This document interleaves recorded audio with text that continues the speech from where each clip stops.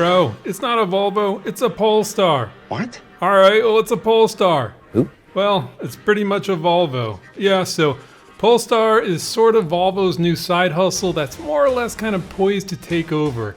And this is the Polestar 2. And I will totally forgive you if you did not even notice the launch of the Polestar 1. You see, the Polestar 1 isn't even fully electric. It's one of those like hybrid deals. And, well, look, it's freaking beautiful. But, and get this, thing's gonna cost you 150 grand. And they're only making 150 of them a year. So, moving forward, we got this hot hatch, the Polestar 2.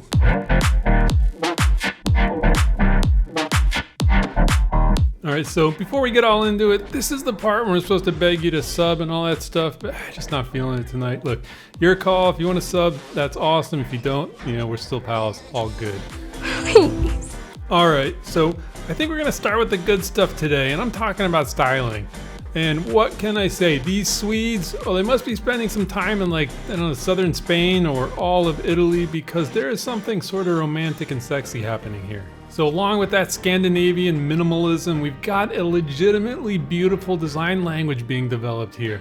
Yeah, I know, it started with the Polestar 1, that's undeniably beautiful, and it kind of continues with the Polestar 2. Although, the Polestar 2 is significantly sort of toned down, but it's still a pretty handsome fella. The general form is pretty interesting, and it almost looks like a crossover, but it's really much more of a hatchback. Something a bit interesting here though is the complete and total lack of Polestar branding. The word Polestar is like nowhere to be found. Like anywhere. Well, look, there's actually one.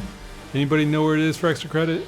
Now, there are Polestar logos sort of everywhere, but most people see this thing and have no idea what it is. That's a pretty bold move for a new brand, but honestly, I do respect this, and more importantly, I even kind of like it.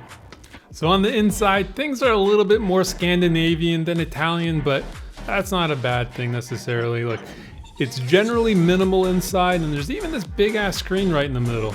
Luckily, our Swedish pals didn't go completely overboard with this newfound and unjustifiable total and complete hatred of physical buttons. Oh, and unlike the Model Y or the Model 3, there is a nice digital gauge cluster that does just about everything you'd like it to do.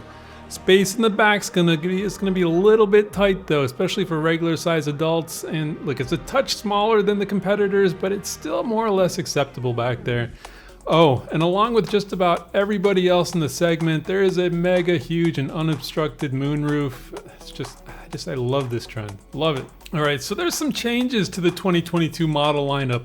Most noticeably, Polestar has introduced a new front drive only option that'll drop the cost of getting into one of these darlings pretty significantly. And look, another benefit of this one motor option, it's range. So where the double motor version of this thing for 2021 topped out with a range of 233 miles, this new option, well, it's gonna get you 270 miles of range. I mean, that's a pretty solid improvement and a solid option for those of you who just sort of need that extra range. Speaking of range, the fast 2-motor version also gets a bump from 233 miles of range to 249 miles. There's also a power bump for the fast one through an over-the-air update that'll bring that horsepower up from 408 to 476. Oh, and torque, how's 487 pound-feet magically turning into 502. Look, as you'd expect, this makes the quick Polestar a bit quicker. 0 to 60's coming in at 4.1 seconds. Not bad, Volvo. I mean Polestar. All right, so what do you say we build ourselves one of these guys?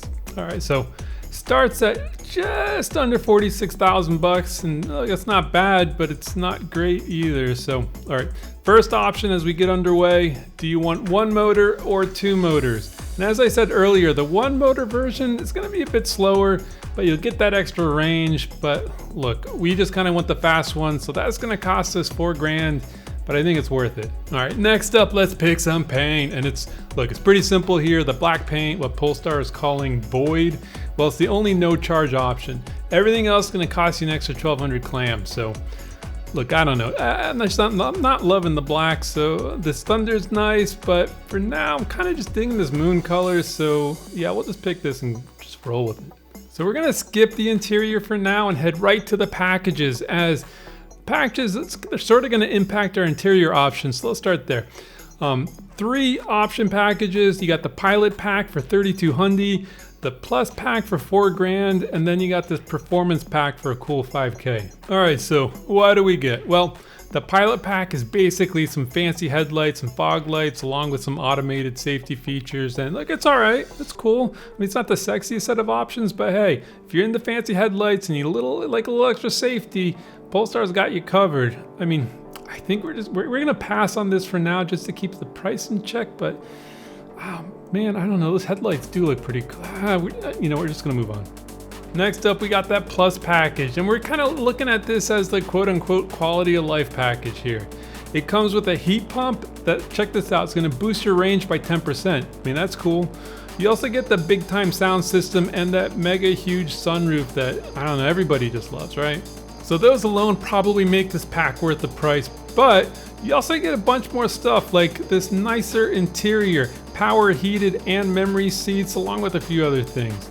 Yeah, I mean, this one's basically a no-brainer. We're getting this thing all day long. All right, so now we get to choose an interior.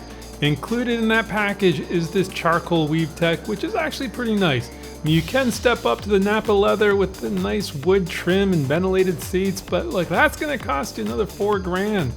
And look, if you got the cash, go for it. I think we're just gonna try to keep the price sort of in check here, so I think we're gonna stick with the included weave tech for now. All right, last up is the Performance pack. Now, this is expensive. I mean, like $5,000 expensive, but look, what do you get? So, you get these fancy Olin shock absorbers, cool, and you also get these 4-piston gold Brembos, also cool. So, all right, it's a good start.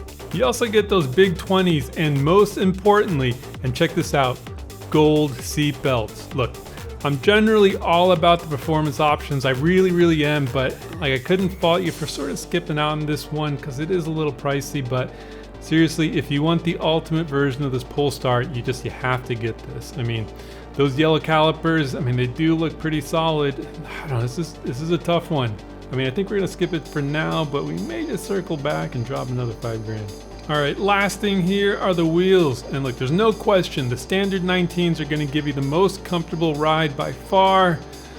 But what can I say? I'm sort of a sucker for the big wheels, and since we're not getting the sports pack, I think we'll drop the 1200 and just step up to these other 20s, because they're also pretty nice. All right, so where did we end up? Well, about just under 58,000. That is before any potential tax savings. So how does this stack up against the competition? Well, look, the competition is pretty fierce here, and it's getting more fierce with lots of new models on the horizon, but specifically, how does this thing stack up against the Model Y, for example? Well, the Tesla is going to be a little bit more expensive, but it's also a little bit bigger and faster and has more range. You can pretty much say the same thing about the Mach-E as well.